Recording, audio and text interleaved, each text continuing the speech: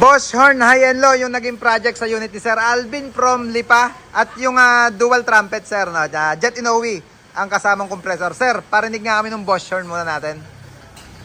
Bosch High and Low mga kabisyo. Pag gusto nyo magpakabit nyan, tawag lang sa number na naka-plus sa screen natin.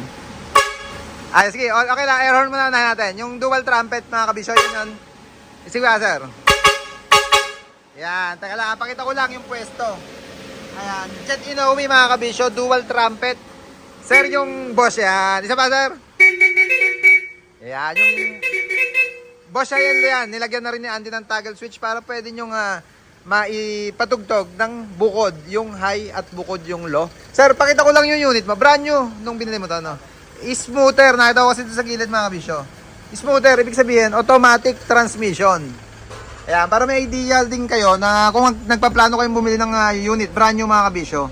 Kung type nyo Isuzu na merong or automatic transmission, eto, meron silang available. Ang ganda mga kabisyo nung unit. Kasi komportabling mag-drive pagka automatic ang transmission. Ang titibay naman yan mga kabisyo, yung ganyang automatic.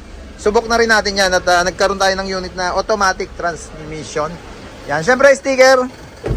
Dinikita na natin yan. Certified kabisyo, certified mabisyo. Certified na hima sa baluarte natin. Unit ni Sir Alvin ng Lipa City. Sir, pangalan ng kasama mo? Ay, pangalan? Cedric at si Andrew. Yan, babalik pa daw si Sir. Nagpa-schedule pa siya para sa automatic bumper project. Speaking of automatic, meron tayong hinihimas dyan mga kabisyo. Mamaya, syempre, after ng gawaan, pe-flex din natin yan. Sir, Sir Alvin, thank you po. Ingat po. Salamat, ingat po uwi ng Lipa.